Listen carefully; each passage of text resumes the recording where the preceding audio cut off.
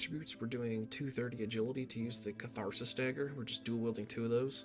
It works out really nice with the additional effect on Overwhelm, because all we're doing is a basic attack, so our Overwhelm is going off constantly. We're not spending it on anything, so it's just constantly going up to 3, and then the Dagger explodes, go up to 3, Dagger explodes. I'm not sure if both of them go off simultaneously, I would assume so, but it just kind of fits the theme of fast attacking lightning damage, so that's why I'm kind of wanting to use Catharsis here and not some other like high damage infrequent dagger, or like a yellow or rare with like really high flat weapon damage. This just kind of feels nice for this. And after the 230 agility, we just dump everything into vigor for health. So skills, we actually are doing the core basic attack here. We are, once you go the storm tree on your mastery, it unlocks lightning strike, so we're just doing 3 into onslaught for rage, and then 3 into lightning strike to turn everything into lightning damage, and we dump the rest into vitality drain just for some flat weapon damage on there, nothing else on this side. On the dodge, we are going DPS on this one, just 3 into celerity and 3 into dash attack, just for the increased alt speed and increased damage and crit. They're only for a second and a half a piece, but every little bit counts, so that's why sometimes you'll see me throw a dash in. I'll walk away from a boss and then dash back into him, and then pop the Vanish to get some more damage going. Barrier, this is just my usual setup for characters. 1 point into Invigorating Guard just to get healed for 2 seconds after you pop it, and reduce the cooldown as much as possible. So Guard, we're just wanting the -4 second base cooldown duration. I don't care about anything else on there, just chop that cooldown. It starts at like 12 seconds, you can chop it down to 8. So Guard plus 3 points into Fast Barrier makes this a very quick cooldown, just to get this little 2-second heal window off. It's an extremely powerful combination, that's why I do it on every character pretty much. So on Storm, we're doing the Aura just to get flat lightning damage and lightning bolt procs. I would put more into the flat passive lightning damage here, but I had to suck one out and put it into conservation. You might have to juggle some conservation on your end just to be able to turn on both the Storm and Rogue auras at the same time. And if you didn't know, your basic attack just it has a cost, it's cheap, and if you end up reserving all of your energy, or like most of it, or sometimes all of it, it'll say that you have maybe like 1 maximum energy or 0 maximum energy. And even if that's the case, they have it coded to where you can still use your primary attack, it just costs nothing. So don't worry about how much energy you're reserving here, because the only attack we ever need to use is primary attack. The only other button we use is Vanish, and that has no energy cost at all. So it works out really nicely.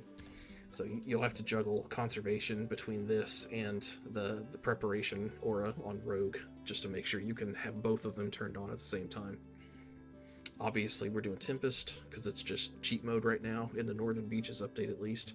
5 into Discharge and 5 into Enhanced Amplify means we never pop it as an active ability, we just leave it passive, so it'll just fire lightning damage everywhere. And for anyone else who's doing this, you know that it's extremely powerful, just this combination of let it build up to its 150 amplify, and just it'll stay there. The amplify doesn't go away through time, it doesn't go away through firing, it just every second it chooses a target within a decent radius of you and fires at it, and it just stays at super high damage. So it's busted, just leave it on, it's amazing DPS.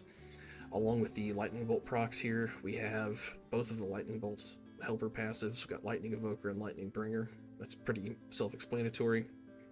I am doing 1 point into Raging Mind just to unlock Spell Rage, because those lightning strikes are considered a spell.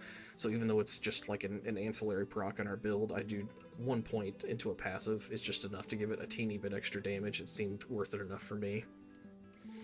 Increased rage effect, because we are doing rage with our basic attack, and then passive lightning damage. On Rogue, we're going Aura, and it's kind of the same as the other Aura. We're doing flat damage, as much crit as possible. I put 1 point into Trailblazer for some extra movement speed, but you might be able to put points, you might have to put points into conservation, like I said before, just to be able to turn both of these auras on, depending on how much energy you have on your gear and kind of what your preference is. But mainly what you're wanting is just flat damage and crit.